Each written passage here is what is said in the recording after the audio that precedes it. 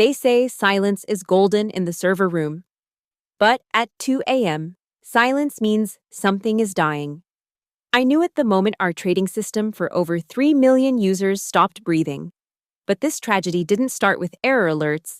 It began with the CEO's nephew in designer shoes and an ego big enough to destroy an entire company. The failsafe I'd coded 11 years ago could have prevented everything. Too bad the golden boy thought it was redundant code that needed cleaning up. My name is Mara Whitfield, and I've spent 36 years learning that silence in a server room isn't peaceful. It's the sound of millions of dollars holding their breath. At 2:17 a.m. on a Tuesday, that would later be called Black Tuesday in our incident reports, I sat alone in the monitoring station of Summit Pay Global, watching transaction heartbeats flatline across 17 different dashboards. The coffee in my mug had gone cold 3 hours ago, but I didn't need caffeine to stay alert. The adrenaline of watching a financial system process $20 million daily was enough. Each blip on my screen represented someone's paycheck, mortgage payment, or kid's college fund moving through digital arteries I'd helped design. Most nights, the rhythm was hypnotic, a steady pulse of green lights and gentle curves on the latency graphs. But tonight, something was different. The patterns were off, like a jazz musician hitting a wrong note that only trained ears would catch. The transaction queue showed a barely perceptible stutter, processing times creeping from 0.3 seconds to 0.31, then 0.32. To anyone else, it would look like normal variance. To me, it was a scream in the dark. I pulled up the system logs, my fingers dancing across the keyboard with the muscle memory of 11 years. The database connection pools were stable, memory usage normal, CPU loads distributed evenly across our clusters. Yet that stutter persisted, growing more pronounced with each refresh cycle. It reminded me of the early warning signs before the 2019 flash crash, when a recursive loop in our payment processor nearly took down half the Eastern Seaboard's ACH transfers. The irony wasn't lost on me that I was the only one here to notice. Once upon a time, we'd have had a full night shift, 3 engineers minimum, plus a systems architect on call. But that was before the efficiency initiatives and structural optimizations that coincided suspiciously with certain family members joining the company. Now it was just me, the fluorescent lights, and the ghost in the machine. I opened the commit history, searching for changes in the past 72 hours. My screen filled with modifications, pull requests, and merges, a cascade of improvements and optimizations that made my stomach turn. Each one bore the same author signature, E. Prescott. Even seeing the username made my jaw clench. 3 weeks. That's all it had taken for him to touch every critical component of our infrastructure, leaving his fingerprints like graffiti on a masterpiece: the authentication service, the transaction validator, the load balancer. And buried deep in the commits from last Friday, the fail-safe protocol I'd written during the architecture's infancy. Status: deleted. Comment: removing redundant error handling. Modern APIs don't need this legacy overhead. Legacy overhead. That's what he'd called the very thing standing between our users and catastrophic data loss.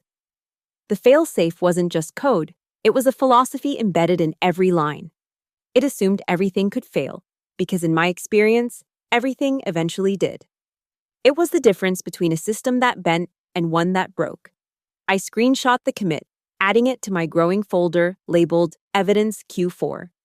By now, the folder had grown to 847 MIPRs, logs, emails, Slack messages, and system snapshots documenting the slow-motion disaster I could see coming but was powerless to prevent.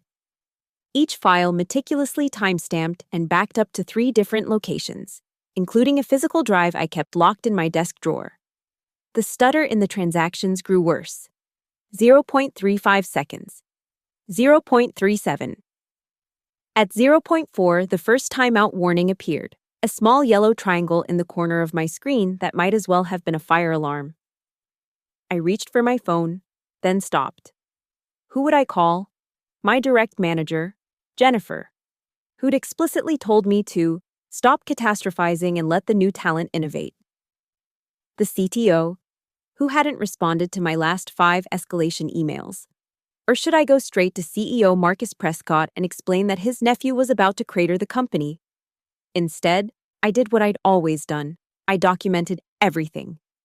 Screenshot after screenshot, log file after log file, building an irrefutable record of the disaster unfolding in real time. The timestamp read 2:43 a.m. when the first transaction failed completely. A simple $50 transfer that should have taken milliseconds simply vanished. No error message, no rollback, just gone. Like it had fallen through a crack in the code. That's when I knew the silence was about to break, and when it did, the noise would be deafening. 11 years ago, I walked into Summit Pay Global wearing my best thrift store blazer and carrying a laptop held together with electrical tape. The company was different then. 40 employees crammed into a converted warehouse, pizza boxes for desk decorations, and a CEO who actually knew how to read code. Marcus Prescott had built the company from scratch, writing the first transaction processor himself on a Dell desktop in his garage. He hired me not because of my MIT degree, which I didn't have, but because I solved his whiteboard challenge in half the expected time using an approach he'd never seen. "You think in fail-safes," he'd said, studying my solution. "Most engineers think about making things work. You think about all the ways they can break." He was right. Growing up poor teaches you that everything breaks eventually. Cars, appliances, promises. The only question is whether you've prepared for it.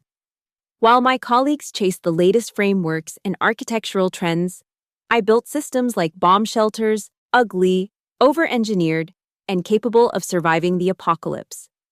When everyone was going crazy for microservices in 2016, I kept our monolith. Technical debt, they screamed. Legacy architecture, they moaned. But when CloudStrike's microservice mesh collapsed and took down half their customers, our monolith hummed along at 99.99% uptime. When the 2018 crypto bubble burst and transaction volumes spiked 400% in 3 hours, my outdated architecture scaled without breaking a sweat. During the pandemic payment surge, when Venmo crashed and Zelle stumbled, we processed every single transaction. 4 financial crises, 3 major AWS outages, and 2 attempted DDoS attacks. My infrastructure survived them all. Not because I was brilliant, but because I was paranoid. Every component had a backup. Every backup had a failsafe. Every failsafe had a manual override. It was engineering by anxiety disorder, and it worked.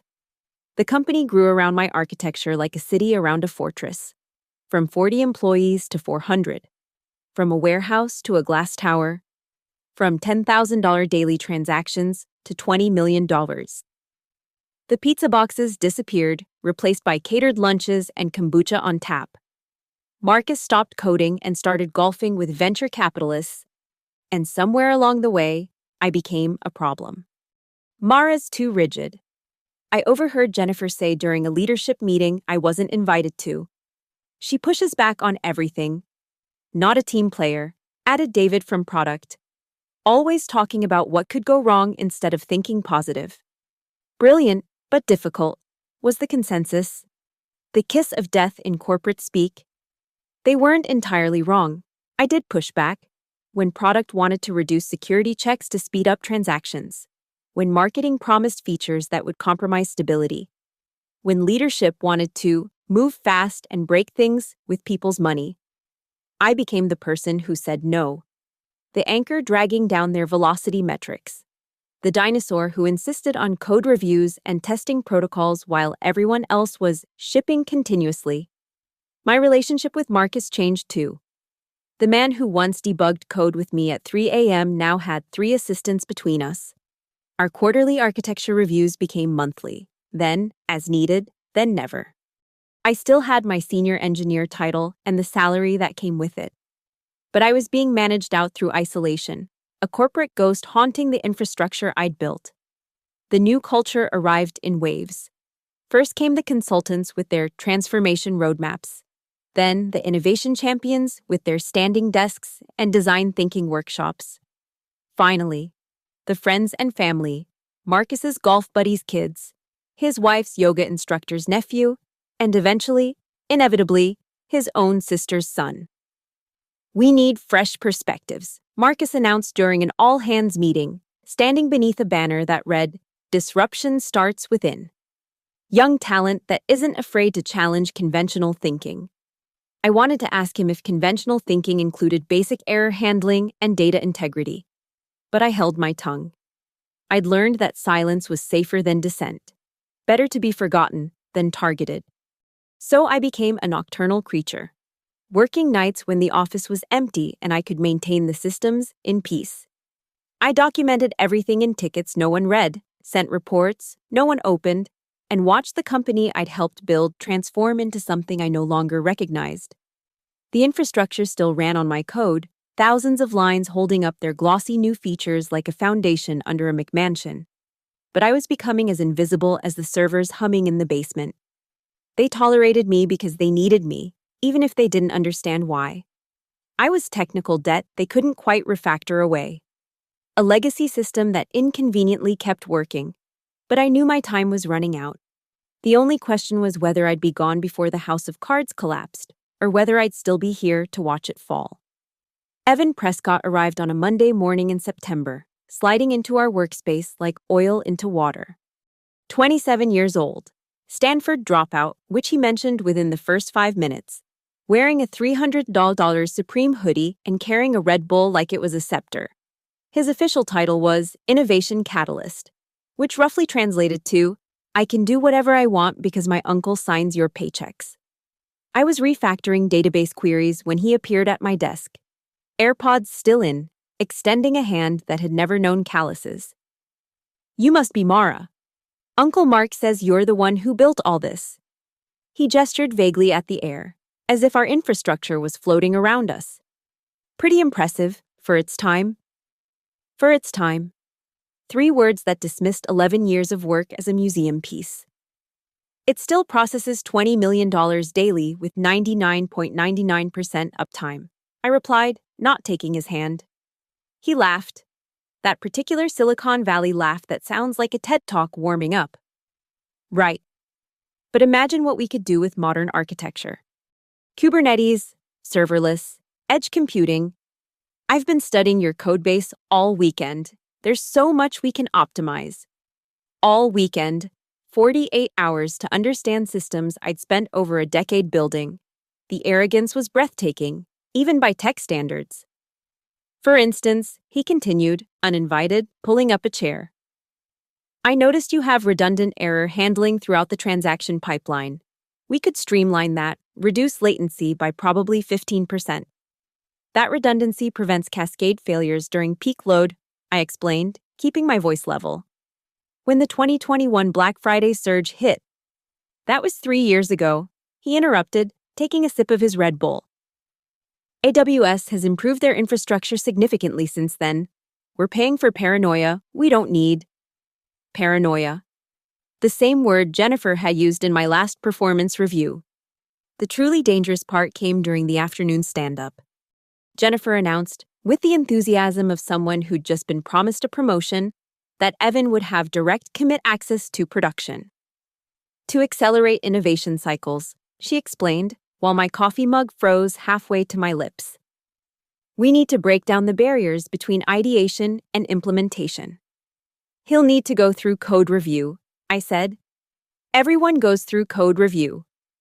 Actually, Marcus Prescott's voice came through the conference speaker. He was dialing in from Pebble Beach. "Evan will have expedited privileges. We brought him in to shake things up. Can't do that if he's stuck in bureaucracy." Bureaucracy. That's what they called the safety protocols that kept people's money from vanishing into the digital void. After the meeting, I caught Evan in the kitchen, adding oat milk to his artisanal coffee. "Look," I said, attempting diplomacy. "The systems here have a lot of hidden complexity. If you want, I can walk you through the architecture, explain why certain decisions were made." "I appreciate that," he said, not looking up from his phone. "But I'm more of a learn-by-doing guy.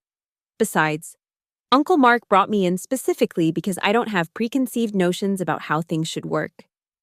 Fresh eyes, fresh eyes. As if experience was a form of blindness. Within his first week, Evan had touched 17 different services. His commits had messages like cleaning up technical debt and modernizing legacy patterns. He removed comment blocks explaining complex business logic, cluttering the code, deleted unused variables that were actually circuit breakers waiting to activate, and simplified error messages by making them generic and useless for debugging. I started my evidence folder that Friday, after I found he'd modified the transaction validator without understanding that certain edge cases only appeared during month-end processing. Every change he made, I documented. Every reckless improvement, I screenshot. Every ignored warning in the logs, I archived. "Why are you fighting this?" Jennifer asked during our one-on-one. Evan's bringing fresh energy to the team. Fresh energy doesn't compensate for not understanding financial regulations, I replied.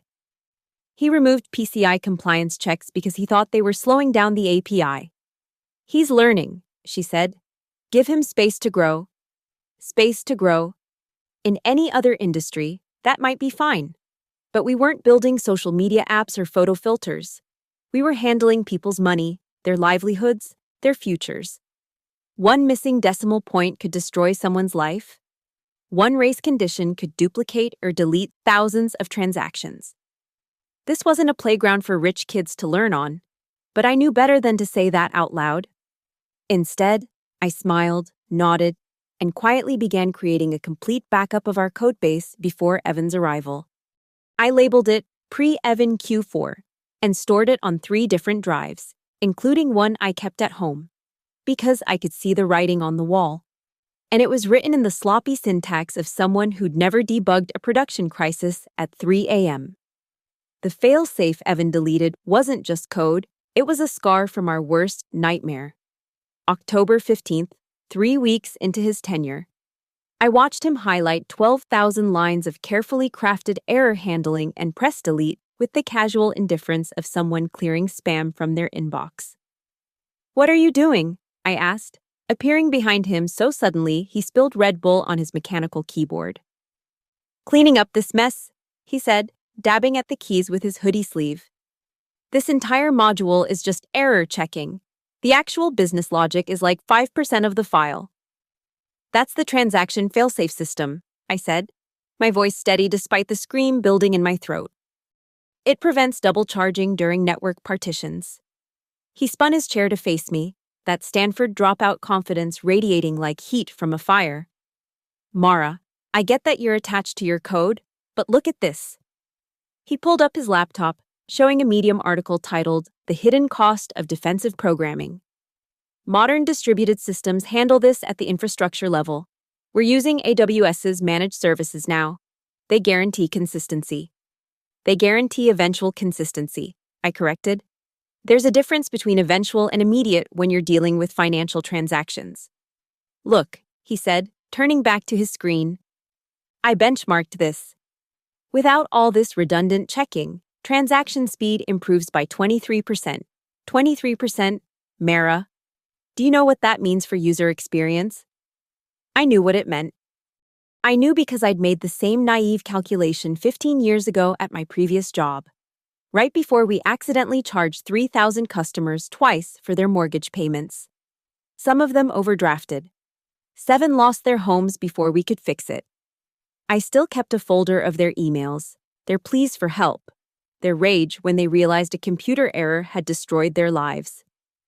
"Let me show you something," I said, pulling up a terminal window.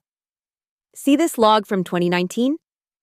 Critical network partition detected, node 3, isolated, warning transaction ID 7829341, submitted to node 1 and node 3, info, failsafe activated, duplicate detection triggered, info, transaction rolled back on node 3, success, single transaction processed, data integrity maintained." Without that failsafe, Mrs. Mai Chen would have paid her rent twice. She had exactly $1,847 in her account. The double charge would have overdrafted her, triggered fees, caused her next 3 automatic payments to fail. Cascade failure in real life. He looked at the logs with the detached interest of someone reading ancient history. That was 5 years ago. The infrastructure. The infrastructure failed last month, I interrupted, pulling up more logs. September 3rd, 11:47 p.m. AWS had a 12-second network partition. The failsafe caught 17 potential duplicates. 17 transactions out of millions. He shrugged. We could handle those manually if needed. Manually. As if we could manually review millions of transactions to find 17 needles in a digital haystack. As if customers would patiently wait while we figured out why their money had vanished or doubled. I tried one more time. Evan, this isn't about being modern or efficient. It's about trust. Every line of that failsafe exists because something went wrong once, and we promised it would never happen again. He was already typing, his commit message forming on the screen. Removed legacy error handling, improving performance by 23%. I'm going to need you to revert that, I said. He looked at me with genuine surprise. You're not my manager, Mara. He was right. I wasn't his manager. I wasn't anyone's manager. I was just the woman who'd built the thing he was dismantling. I went to Jennifer immediately, laptop under my arm, logs printed out, she never read emails. Her office smelled like lavender and ambition, decorated with motivational posters about failing fast and moving forward. He removed the transaction failsafe, I said without preamble, placing the printouts on her desk. She glanced at them briefly. And it's the only thing preventing double charges during network failures. Mara, she sighed, that particular sigh reserved for difficult employees. Evan showed me the performance improvements, 23% faster transactions. That's huge for our Q4 metrics. It's Russian roulette with customer funds. That's a bit dramatic, don't you think? She leaned back in her ergonomic chair. Look, I understand you're protective of your code, but we need to think about the future. Evan's optimization could save us millions in infrastructure costs. It could cost us millions in lawsuits when it fails. She studied me for a long moment. Is this really about the code, Mara? Or is this about resistance to change? There it was. The accusation disguised as concern. The implication that my technical objections were actually emotional reactions. That my experience was actually obsolescence. Just document your concerns, she finally said, turning back to her monitor. Send them in an email. For the record. For the record. Corporate speak for covering our asses when this explodes. I sent the email that night. 3 pages, single-spaced, detailing every scenario where the missing failsafe could cause catastrophic failure. I CC'd Jennifer, the CTO, even Marcus Prescott himself. I attached logs, benchmarks, and case studies from similar failures at other companies. The only response came from Evan. Reply all at 11:47 p.m. Thanks for the feedback, Mara. I'll keep this in mind as we continue modernizing. A rocket emoji.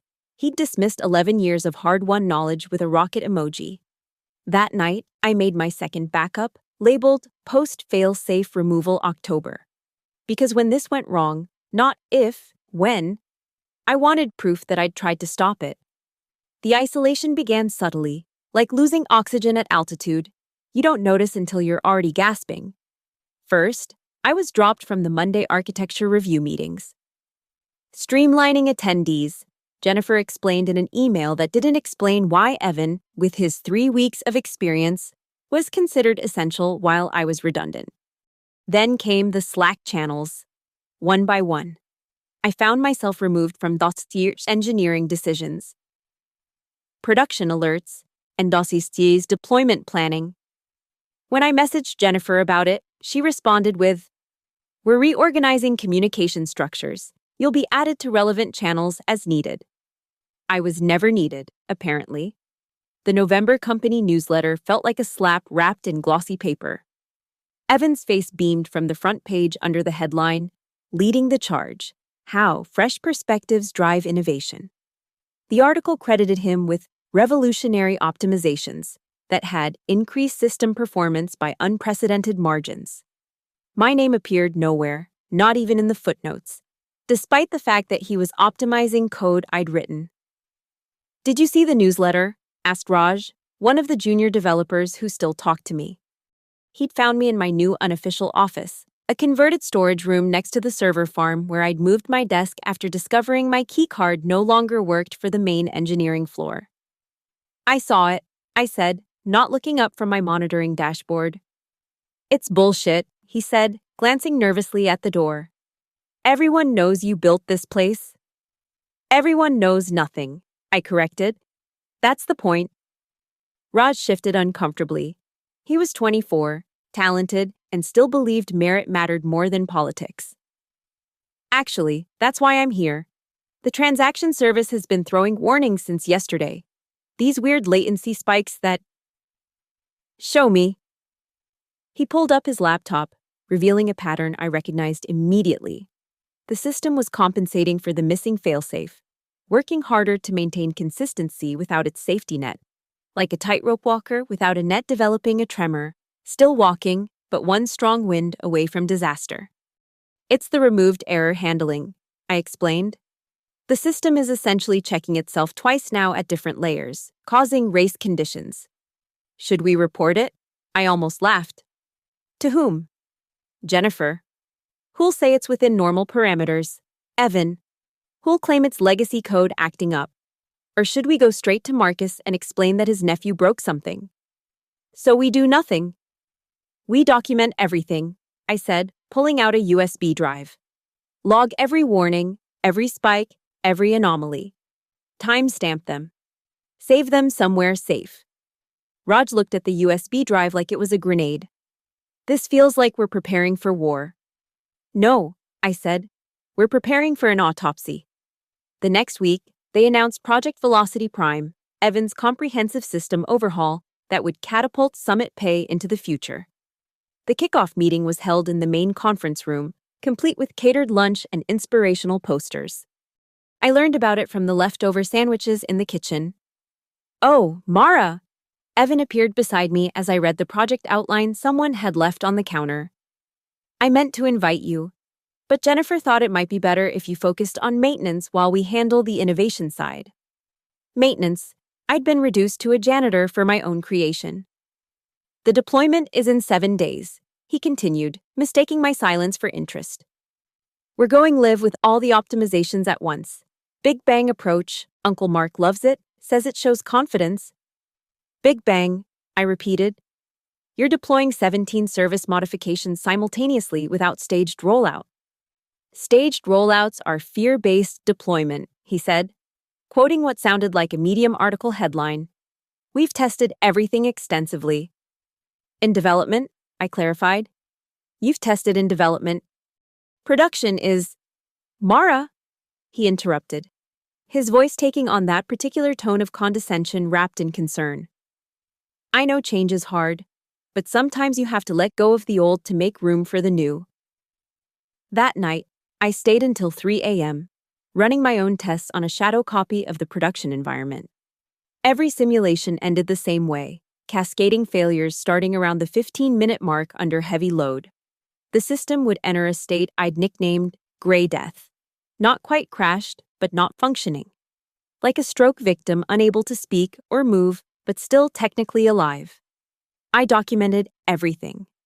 60 pages of test results, failure scenarios, and recovery procedures. I sent it to Jennifer, the CTO, the entire engineering leadership team, and even blind CC'd my personal email. The subject line read, "Critical Risk Assessment, Project Velocity Prime Deployment." The response came the next morning from Jennifer. "Mara, your concerns have been noted. However, the deployment timeline has been approved by executive leadership.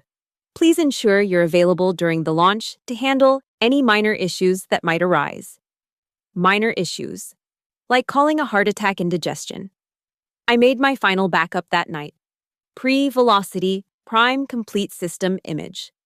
3 copies, one on the company server, hidden in a nested folder labeled Archive 2015 Deprecated. One on my personal drive, and one in a safety deposit box at my bank. Because when you've been erased from the narrative of your own creation, the only thing left is to preserve the evidence of what really happened when it all came crashing down. Deployment Day, November 15th, 9 p.m. sharp. The main engineering floor buzzed with the electric energy of people who'd never watched their work destroy itself in real time. Pizza boxes already stacked in the corner, champagne cooling in the kitchen. Mission Velocity. T-shirts handed out like participation trophies before the race even started. I wasn't invited to the command center. Instead, I sat in my storage room office, watching everything unfold through monitoring dashboards and system logs. A ghost haunting her own funeral. 3 screens showed different vital signs. Transaction flow, system latency, error rates, all green. For now, 9 to 15 a.m. Deployment initiated, flashed across the company Slack. Rocket emojis exploded across the channel like digital fireworks. I watched Evan's code propagate through our servers, replacing 11 years of battle-tested logic with his 3-week fever dream of optimization. 9 to 17 a.m. First sign of trouble.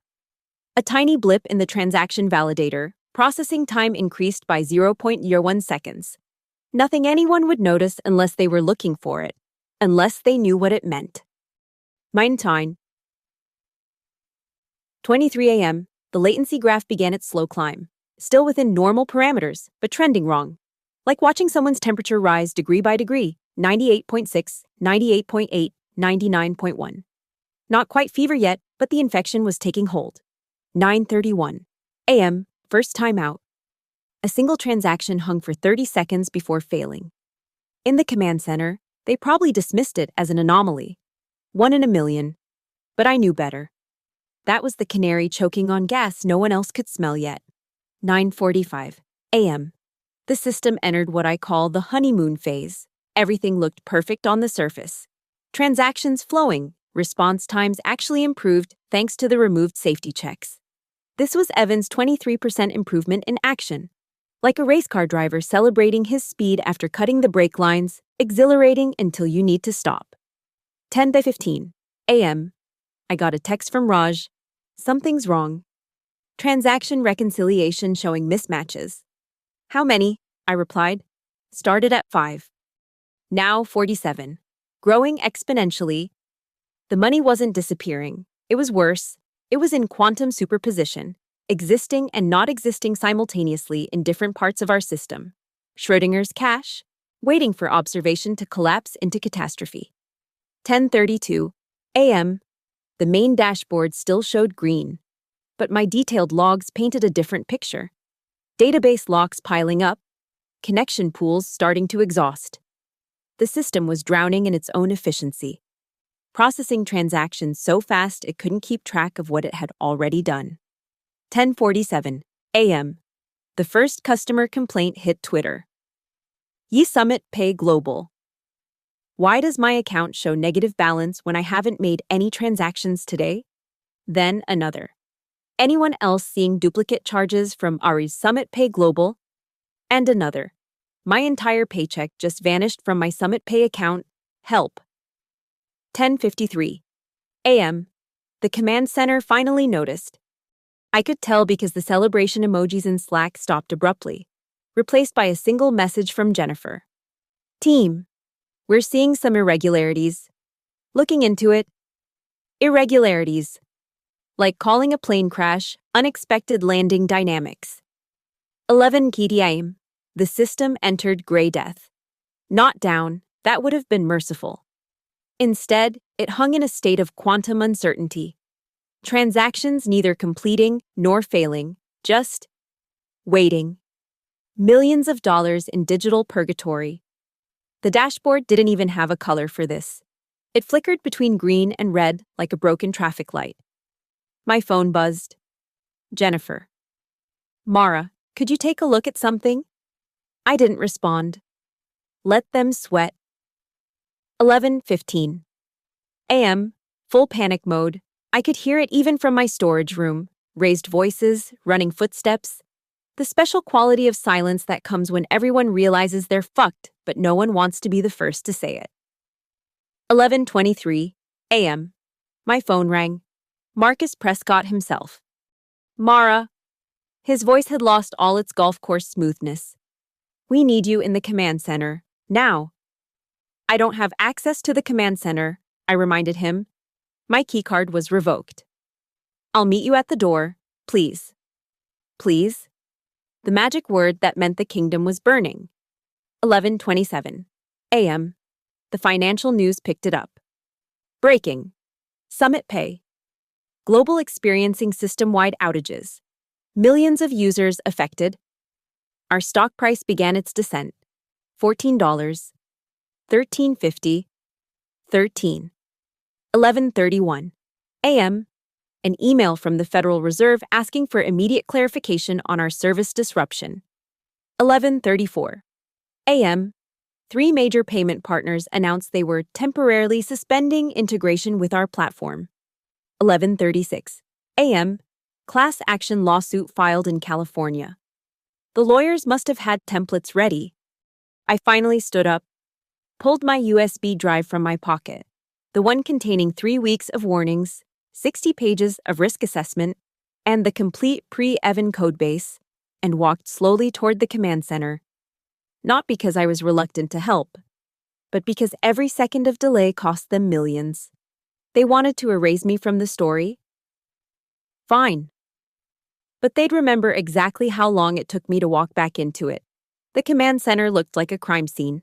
Pizza boxes shoved aside, champagne bottles unopened. Mission velocity. T-shirts now looking like evidence of hubris. 23 engineers hunched over laptops, their faces lit by the red glow of error messages. Jennifer stood at the center, her usually perfect composure cracking like old paint.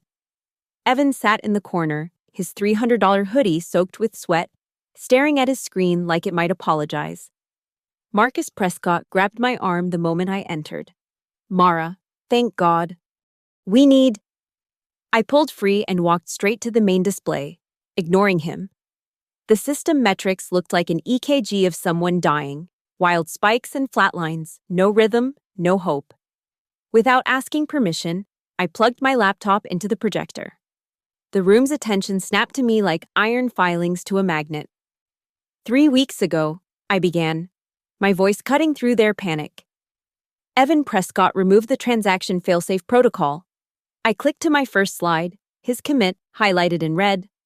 I warned you, here's the email. Click. My 60-page risk assessment appeared. Sent November 8th, 2:47 a.m., read by no one. Mara, this isn't the time for... Jennifer started.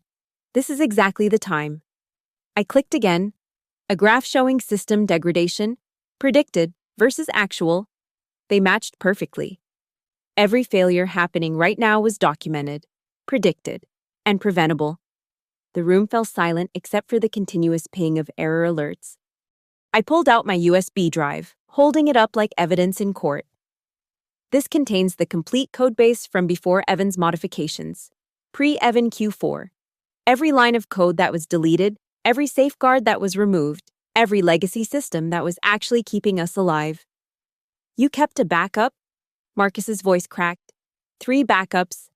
Because unlike some people in this room, I understand that move fast and break things is a terrible philosophy when you're handling people's money. I turned to face Evan directly. He couldn't meet my eyes, still staring at his screen where his optimizations were eating themselves alive. Line 4847 of the transaction validator, I said. You removed it because you thought it was redundant. Do you know what it did? Silence.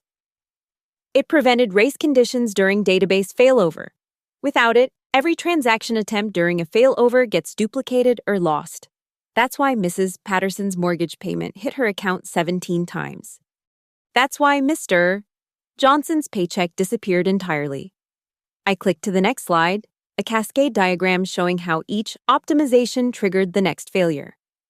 Line 892 of the authentication service. You called it paranoid checking. It stopped man-in-the-middle attacks during token refresh. Line 3241 of the load balancer. Unnecessary complexity, you said. It prevented memory leaks during high-traffic periods. Should I continue? Fix it, Marcus said quietly. Whatever it takes, just fix it. No. The word hung in the air like a gunshot. What? Jennifer gasped. I said no. Not until everyone in this room understands exactly what happened here. I clicked to my final slide, a single line of code, beautiful in its simplicity. This is the failsafe Evan deleted, 12,000 lines of code that took 6 months to write and 5 years to perfect. It was our immune system. And you let him perform surgery with a chainsaw because he had the right last name. I turned to Marcus. You gave a 27-year-old with 3 weeks of experience the power to destroy what took 11 years to build. Because he was family? Because he talked about disruption and innovation and all the right buzzwords. Mara. Marcus's voice was smaller now. People are losing money. Every second. Every second, you're learning what happens when you value confidence over competence. When you mistake recklessness for innovation. When you treat the people who built your empire like their disposable legacy code. I plugged in the USB drive. The backup system architecture appeared on screen. Clean, stable, boring, bulletproof. Here's what's going to happen, I said. We're going to roll back everything, every single change made in the last 3 weeks. It will take approximately 45 minutes to restore full functionality. But first, I want something in writing. Anything, Marcus said immediately. Evan's commit privileges are revoked permanently. All future code changes go through proper review. No exceptions for family, friends, or golf buddies. And this, I gestured to the room full of panicking engineers, gets documented, the real story. Not some sanitized version where Evan's a hero who learned valuable lessons, but the truth, that nepotism nearly destroyed this company. Evan finally looked up. You can't. I can. I turned to him. Because I'm the only one who can fix this. Your uncle knows it. Jennifer knows it. Everyone in this room knows it. You deleted the breaks. Evan. I kept the spare. Marcus nodded slowly. Done. Everything you asked. Just. Please. I sat down at the nearest workstation and began typing. The room watched in silence as 11 years of muscle memory took over. My fingers flying across the keyboard, rolling back time, resurrecting the dead code, rebuilding the walls Evan had torn down. That's what I deleted, Evan whispered, watching the failsafe code flow across the screen. That's what you destroyed, I corrected. The difference matters. 43 minutes. That's how long it took to resurrect what 3 weeks of arrogance had murdered. As the final restore command executed, the monitoring dashboards began their transformation. Red to yellow, yellow to green, chaos to calm. The system breathed again, transactions flowing like blood returning to frozen limbs. We're stable, someone whispered, as if speaking too loudly might break the spell. The room erupted, not in celebration, that ship had sailed with the morning's champagne, but in the exhausted relief of people who'd seen their careers flash before their eyes. Several engineers actually applauded. Jennifer collapsed into a chair, her hands shaking. Marcus stood frozen, watching our stock price begin its slow climb back from the abyss. Evan hadn't moved. He sat staring at his screen, watching the logs of successful transactions, each one a small miracle of the code he'd tried to kill. His Supreme hoodie looked like a costume now, a $300 reminder that money can't buy understanding. Your resignation, Marcus said quietly, not looking at his nephew. On my desk by end of day. Uncle Mark, don't. The word carried all the weight of family dinners that would never be the same. Just don't. I closed my laptop. The soft click sounded like a period at the end of a very long sentence. Around me, engineers were already spinning the narrative, how we caught the problem, how the team rallied to fix it. By tomorrow, the official story would barely resemble the truth. But I had my documentation, every email, every warning, every timestamp that proved what really happened. Mara, Jennifer approached cautiously, like someone approaching a bomb they'd just watched get defused. That was incredible. We should talk about your role moving forward, Maybe a promotion. Or, no. She blinked. No. No promotion, no new title, no moving forward. I picked up my laptop, my USB still in my pocket. I'm done being the safety net you ignore until you're falling. You're quitting? Marcus's voice cracked. Mara, we need you. The system. The system will be fine. I've documented everything. Real documentation, not Evan's medium article wisdom. Any competent engineer can maintain it. I paused at the door. You know what your problem is, Marcus? You forgot that innovation isn't about destroying what works. It's about understanding why it works before you try to make it better. I walked out of the command center, down the hallway I'd walked for 11 years, past the motivational posters and the kombucha taps, and all the trappings of a culture that valued appearance over substance. My resignation letter was already drafted on my phone, 2 sentences, effective immediately. But I had one last stop. The storage room that had become my office still hummed with the white noise of nearby servers. I pulled out a banker's box and began packing. Not much to pack, really. A coffee mug that said, "World's okayest programmer." A rubber duck for debugging. A photo from the company's first year, when there were 12 of us and pizza was a luxury, not a deployment day prop. Raj appeared in the doorway.